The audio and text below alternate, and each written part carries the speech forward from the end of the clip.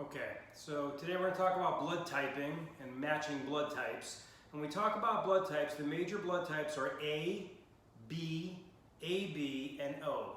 And so you have to know a little bit of terminology first. We have these things called antigens and we have these things called antibodies. Antigen actually comes from the word antibody generator.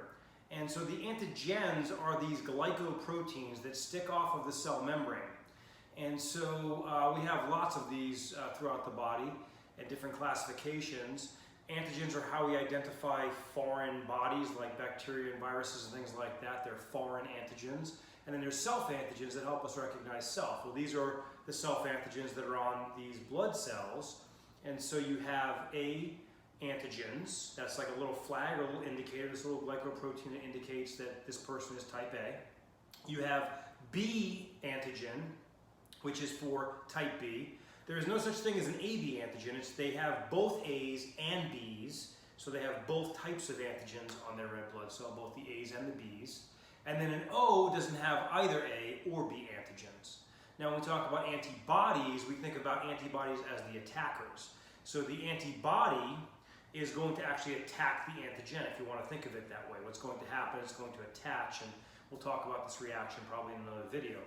But the antibodies, think of those as the attackers, and anti means against, and so when we think antibodies, they're against.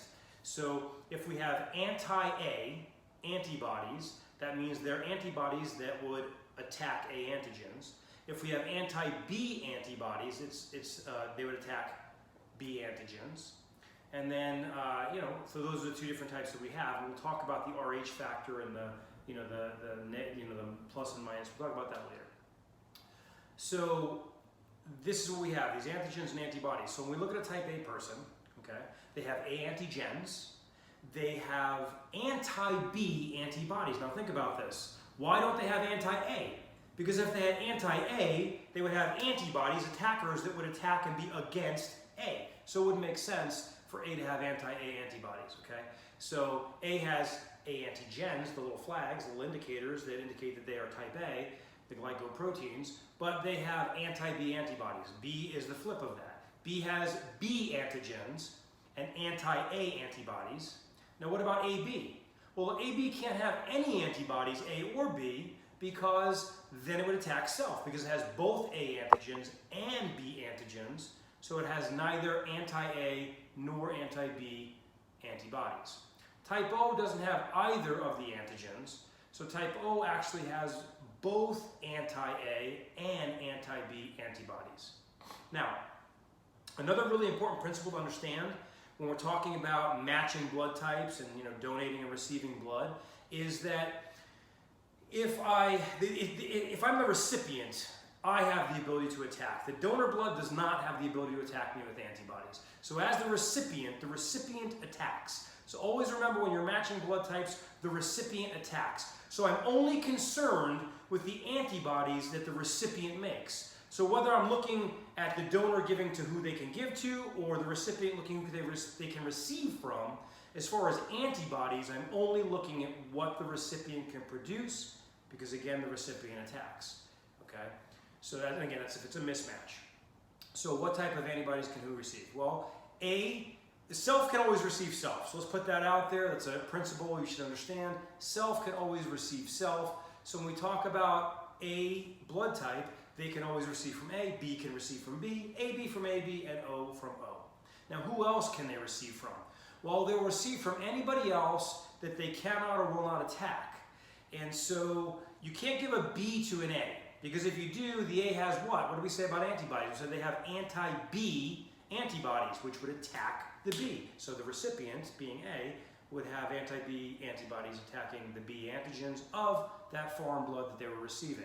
The same exact thing would happen if you tried to give an AB to an A, okay? Because the AB, yes, it has A antigens, but it also has B antigens, and the antibodies produced by A, the anti-B antibodies, would attack the B antigens of the AB, okay?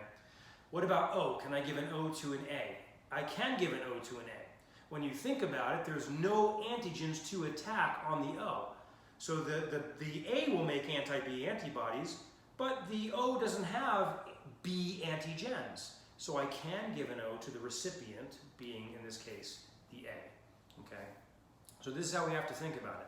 Now it gets more difficult to think about it. We have to kind of reverse engineer our thinking when we think about the donor. Because when we think about the donor is not doing the attacking, okay?